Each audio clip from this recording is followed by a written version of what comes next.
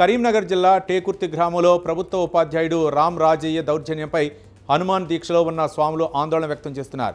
ఆంజనేయ స్వామి దేవాలయం పక్కనే ప్రభుత్వ పాఠశాల ఉండటంతో అందులో స్వాములు కుటీరాన్ని ఏర్పాటు చేసుకుని ఉంటున్నారు. ఈ క్రమంలో జమ్ముకుంట బాయ్స్ హై స్కూల్లో ప్రభుత్వ ఉపాధ్యాయుడిగా విధులు నిర్వహిస్తున్న రామ్ రాజయ్య పాఠశాలలో స్వాములు ఉండవద్దని గేటుకు తాళం వేశాడు. గ్రామస్తులతో కలిసి స్వాములు ఇల్లంతకుంట పోలీసులకు ఫిర్యాదు చేశారు.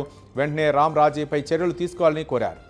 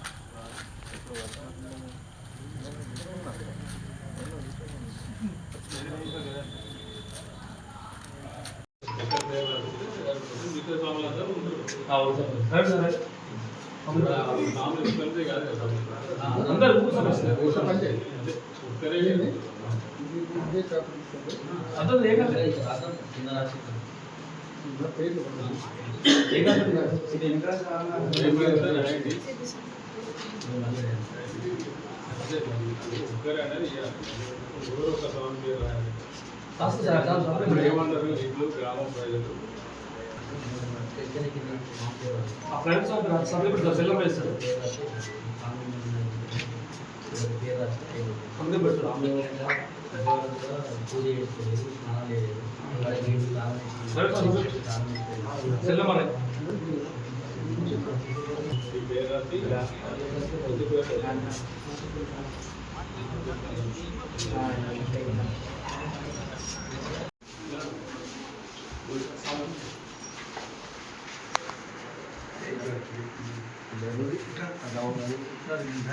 అది తీసినావా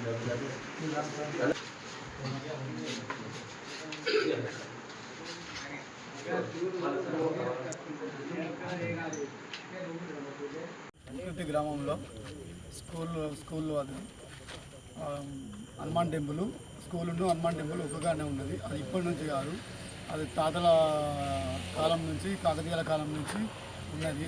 అందులోనే ఇప్పుడు మేము మాల వేసుకున్న స్వాములు అందరము కలిసి పూజ చేసుకుంటుంటే రామరాజయ్య అనే వ్యక్తి వచ్చి అక్కడ ఏడుగు తాళం వేయడం జరిగింది.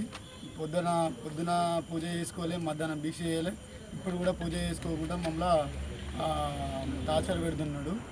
అది ఏంటంటే మళ్ళీ ఆ తాళం పలగొట్టి పూజ చేసుకుందామని పోతే మళ్ళీ మా మీద కంప్లైంట్ ఇచ్చి పోలీసులను పిలిపించి మమ్మల్ని అరాచకం చేస్తున్నారు. దానిపైన మేము కూడా కేసు ఎస్ఐ సార్ వద్దకు పిటిషన్ చేయడానికి వచ్చి 100 మంది సాంబలం మాలేసుకున్న సాంబలం అందరం వచ్చి పిటిషన్ ఇచ్చి వెళ్తున్నాం. సార్ గారు రేపు వస్తున్నాం.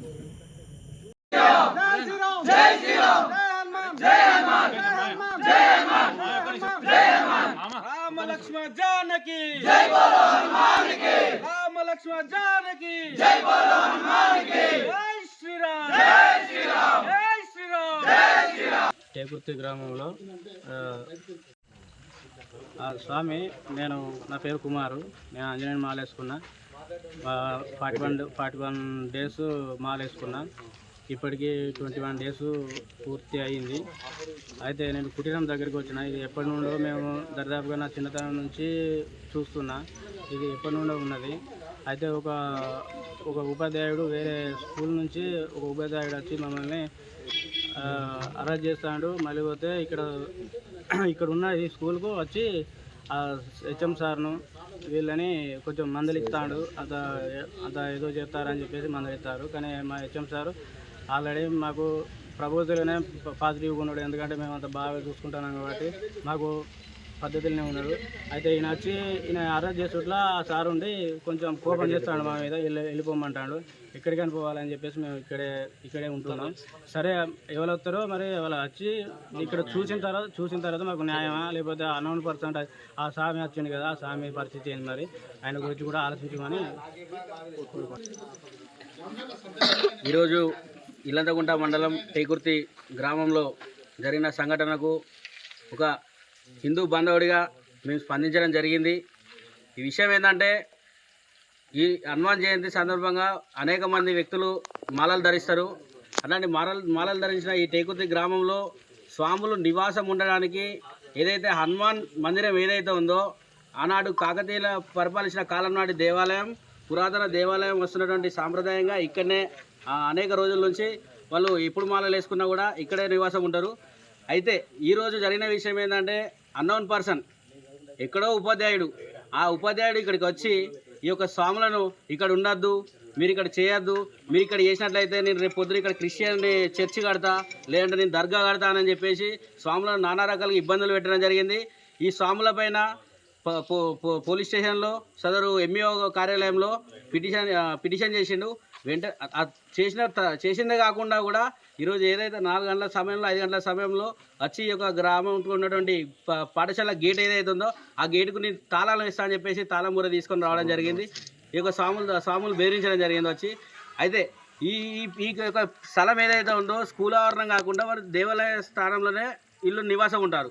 కావున వెంటనే ఎంఈఓ గారైనా సదరు పోలీస్ స్టేషన్ అధికారులైనా ఎవరున్నా కూడా ఇక్కడికి వచ్చి ఎంక్వైరీ చేసుకొని స్వాములు ఏ స్థలంలో ఉన్నారని చెప్పేసి ఎంక్వైరీ నిర్వహించిన తర్వాత సదరు వ్యక్తి ఎవరైతే వచ్చి తాళం వేద్దా అని చెప్పిన వ్యక్తి ఎవరైతే ఉన్నారో ఒక గవర్నమెంట్ ప్రాపర్టీలో అన్నోన్ పర్సన్ వచ్చి తాళం వేయడం ఎక్కడని చెప్పేసి మీరు డిమాండ్ చేస్తూ ఉన్నాం. వెంటనే ఆ వ్యక్తి పైన క్రిమినల్ కేసులు నమోదు చేసి ఆ యొక్క వ్యక్తిపై కేసులు నమోదు చేయాలని చెప్పేసి మేము హెచ్చరిస్తూ ఉన్నాం. ఈ యొక్క సమస్య తెగేంత వరకు మేము ఇట్లనే ఉద్యమాలు చేస్తామని చెప్పేసి హెచ్చరిస్తూ ఉన్నాం. ఈ సమస్య కనుక పరిష్కారం దొరకకపోతే ఇదే కరీంనగర్ జిల్లా వ్యాప్తంగా ఉన్నటువంటి స్వాములందరూ ఏకం చేసి ఈ యొక్క టేకుర్తి గ్రామంలో నిరసన కార్యక్రమాలు ఏర్పాటు చేస్తామని హెచ్చరిస్తూ ఉన్నాం.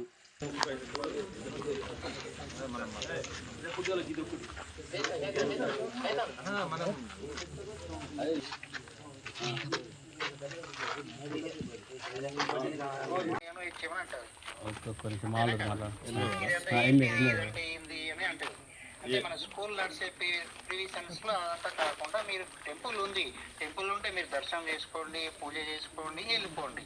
కానీ అక్కడ స్నానం చేసుడు, బట్టలు అక్కడనే ఎండేసుడు అదంతా బాగుండేది పద్ధతి అన్నట్టు. ఒక స్కూల్ లెక్క వాతావరణం కనబడేదని అనేది. ఇప్పుడు నమస్కారం. నమస్కారం. నా పేరు పర్లపల్లి నాగరాజు సార్. నేను యూత్ కాంగ్రెస్ కరీంనగర్ జిల్లా ప్రధాన కార్యదర్శి. ఇక్కడ హనుమాన్ టెంపుల్ స్కూలు ఒకటే ప్రాంగణంలో ఉంటుంది. మేము చెప్పేది వినండి ఒకసారి, మా ఎక్స్ప్లెనేషన్ కరెక్ట్ వినండి. ఇది కాకతీయుల కాలం నాటి కాకపోతే గుడి. మీరు వచ్చిన ఆర్కియాలజీ డిపార్ట్మెంట్ వాళ్ళు వచ్చినా కూడా ఆ రాయిని చెక్ చేస్తే మీకు అర్థమైపోతుంది.